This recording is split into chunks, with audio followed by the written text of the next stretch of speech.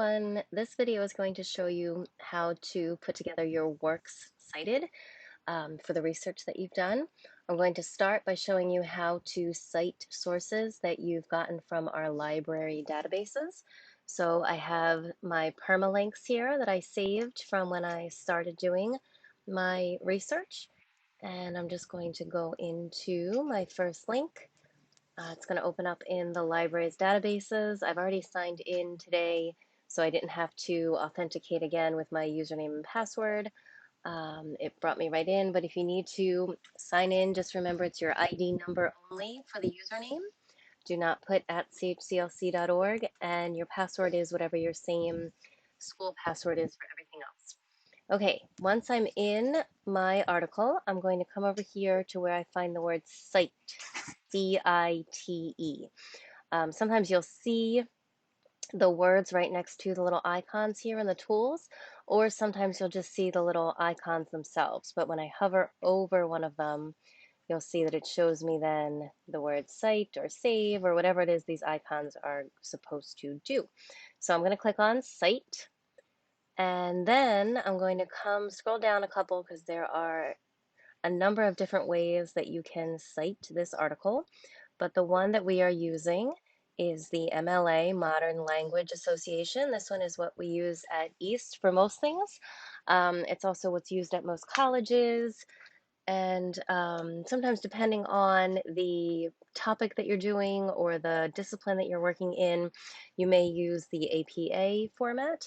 But for the most part, the MLA format is going to be what you need here at East and for most things undergrad, college-wise.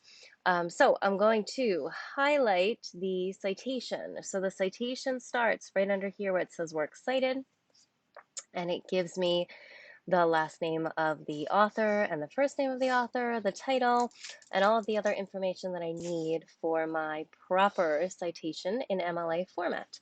So I'm going to highlight and copy that, and then I'm going to go into a blank Google Doc that I will name my works cited, and I'm going to put works cited centered at the top of my screen too, and enter down twice, and then paste in the works cited that I copied from the database.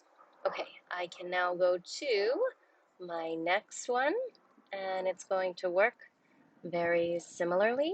I will open up my next article.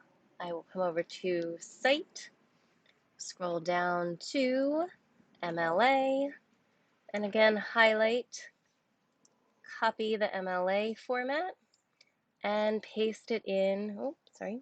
I'm going to enter down twice from that last one and paste in my next works cited.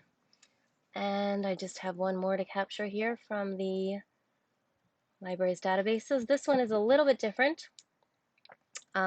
This is an ebook within our databases, so the tools come up a little bit differently. They're across the top here instead of over to the side like the last couple were. So I'm going to click on Cite up here, and again I'll just find my MLA citation that I will copy and paste in. Next, I am going to show you how to add in or how to create a citation for a website that is not from the library's databases. So I'm here on the nasa.gov website, and I have an article here about Pluto from NASA's site. I'm going to come up to the web address bar and copy the web address.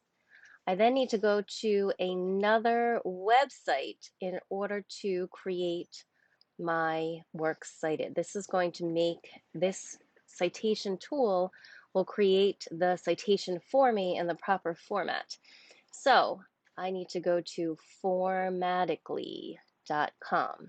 Formatically. So go to the site formatically.com, and then we're going to paste my NASA site in here. It is a website that I am trying to cite. Formatically offers a number of different items that it will help you to make a citation for. So if you interviewed someone and need to make a citation for that, you can do an interview. If you have an encyclopedia article, a document, piece of artwork, whatever it is you're trying to cite, you can choose that option here, put in the address, and then I'm going to click on Cite. And you'll see over here on the top left, it's giving it to me in the MLA format.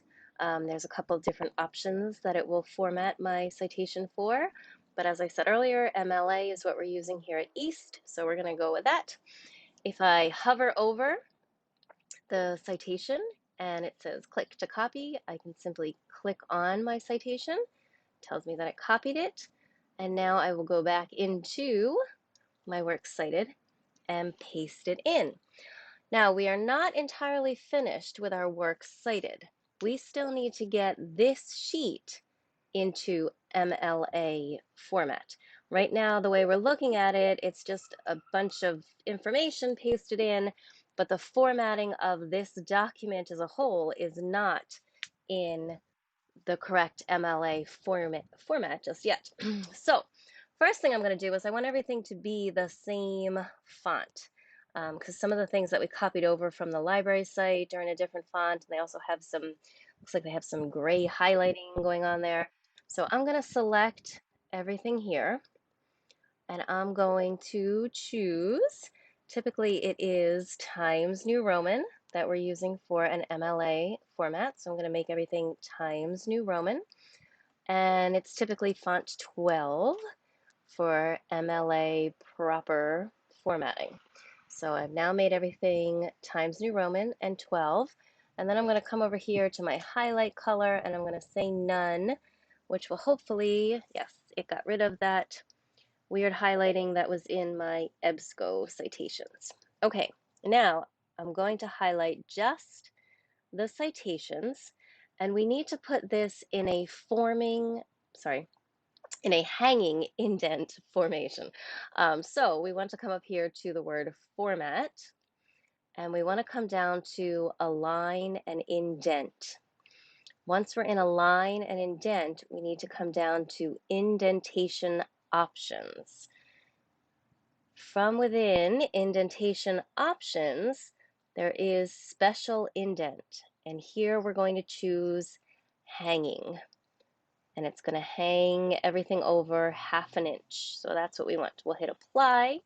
And now you'll see what is meant by a hanging indent. So typically when we write a paragraph, the first line gets indented over 1/2 inch.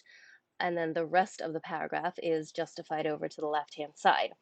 In citations for proper MLA format, the very first line of the citation is the only thing that is aligned to the left. Everything else within that same citation is indented over 5 spaces to the right. So that is why it's a hanging indent, because the rest of the citation kind of hangs down lower and over more from that first line. You'll see some of the spacing here is off. It's because of this long website, and the document was trying to keep as much of it together as it could, so it dropped it down to another line. That's fine. You can leave it like that. Okay, we are still not done. There is one last thing we need to do to get our works cited in the proper format, and that is these need to be in alphabetical order.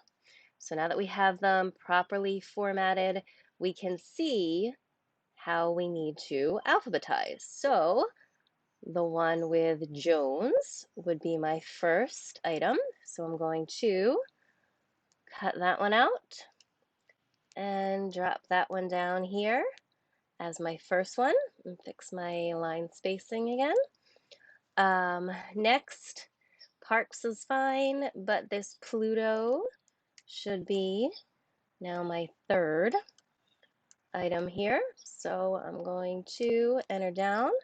And because I've already said for hanging indent on these lines, it will give me the right indentation. And now I have my work cited in proper alphabetical order, and it is ready to go. You can turn in your works cited as a separate document like this for your speech. Typically on a paper, on a written paper, it would go on the very last page on its own page. So you would insert a page break, and put the works cited on its very own last page within your document. If you're doing a slide presentation, you can copy and paste this onto the last slide within your Google slide deck or your Google presentation. Wherever you need to put your works cited, it is now properly formatted and ready to roll. Please remember to reach out if you need any help with any of this. We'll be happy to assist you with your works cited and getting things in the right formats that you need. Thanks, everybody.